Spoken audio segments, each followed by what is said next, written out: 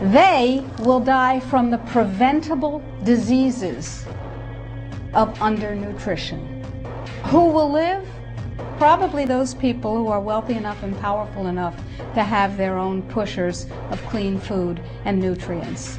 So we need your help, because the United States leadership is what's going to literally save the population of the planet. The UN has put out dozens of public documents where they're calling for an 80% world population reduction. In fact, at the Beijing Women's Conference, the World Conference, back in 1997, the head of the UN Food Program said, "We will use food as a weapon against the people."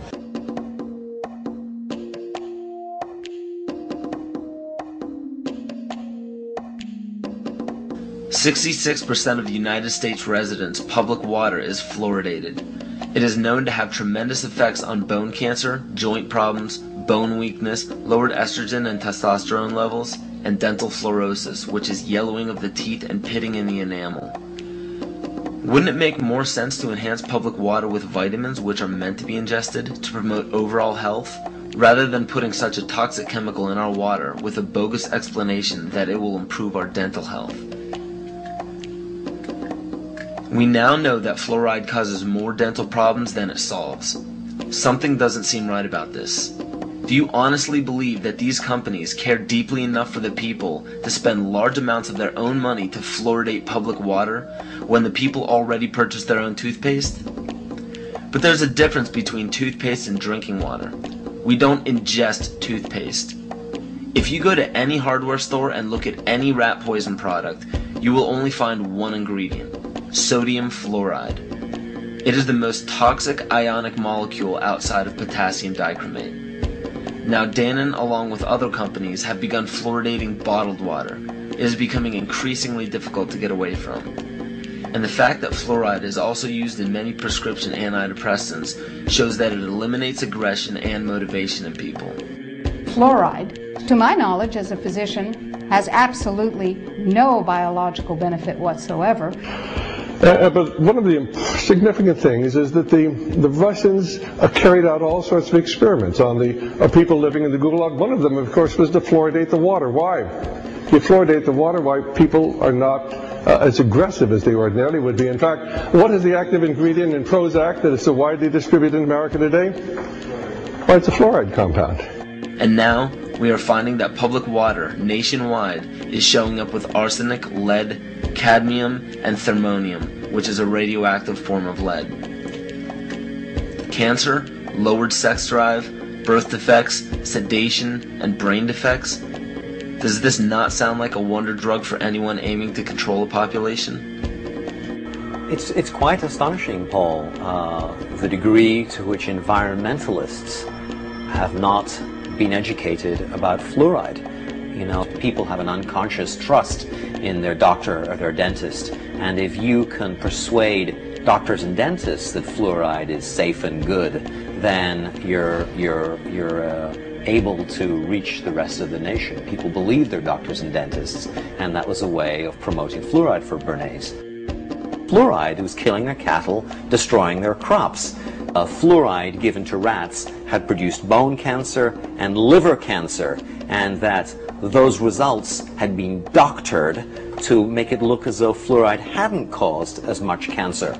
The pattern that we saw, it typically is what we see with other neurotoxic agents that are well known to cause a hypoactivity or a memory problem or an IQ problem. When I first presented the results of these studies, one of the individuals sitting and listening to the results, he says, "Do you have any idea what you're saying?" And he says, "You're telling us that we're reducing the IQ of children." And basically I said, yes.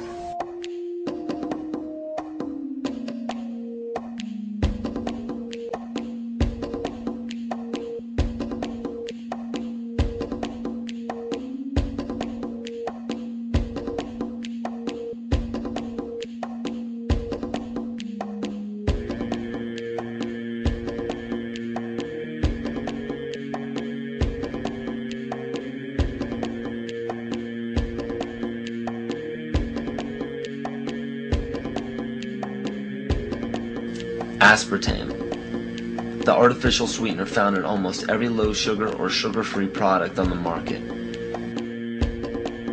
First of all, aspartame is made up of three things: methanol, which of course is what produces blindness, aspartic acid, and phenylalanine. These are all poisons. Aspartic acid, of course, produces brain lesions.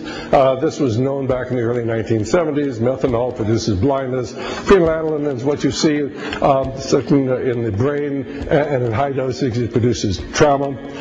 We're not making this all up. The FDA did publish back in, I think it was the 80s, they did publish the 92 potential side effects of aspartame.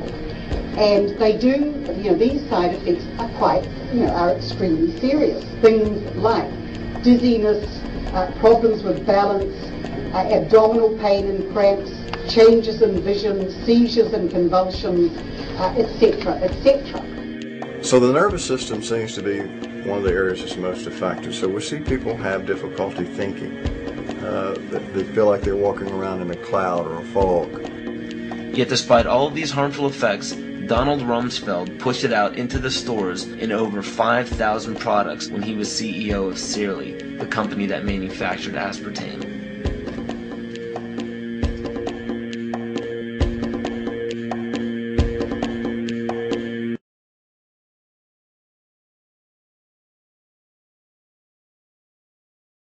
The sustainable goal is the elimination of the middle class. The world cannot support 6 billion people. But you see, the plan behind sustainable development includes population control. It's a program for land use control, education control, and population control. The leaders of the sustainable movement say that the world's human population should not exceed 500 million people. That's a 93% reduction of today's population levels. In 1992, while the Rio Conference was going on, George Bush, then president, was there. He was just offshore in Prince Charles's yacht, where he executed the Agenda 21 protocols on behalf of the United States and brought it back to Washington, D.C. Within a year, Bill Clinton, by executive order, established the President's Council for Sustainable Development. In 1996, Bill Clinton set up the President's Council on Sustainable Development. One of the dictates of Agenda 21 is that every country in the world is to set up a national council to oversee the implementation of Agenda 21. I've listened to Gorbachev explain, we are writing a new set of 10 or 15 commandments to replace the original 10. Which one of the 10 do you think these guys don't like? Thou shalt not lie, thou shalt not steal, thou shalt not covet. Because I'll tell you what, these people have lied to us. They're in the process of stealing all of this nation's natural resources, and they covet everything you have left.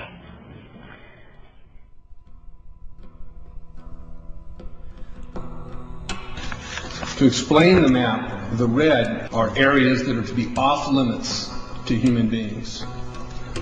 If you live there, you won't. The yellow areas are the areas for major control of all human activity. If you live there, you won't. The black dots are the smart growth zones. That's where human beings are to be stacked and packed in small living units along rail tracks. The Smart Growth Program ultimately has jobs assigned and children cared for by the state.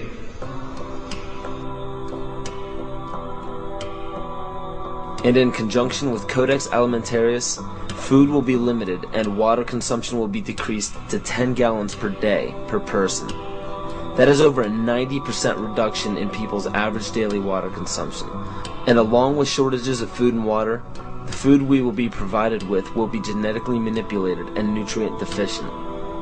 Genetic manipulation of food causes complications in metabolizing and utilizing food for energy. In June of 2003, scientists reported that the gene sequence of the inserted genes into crops had actually changed their order.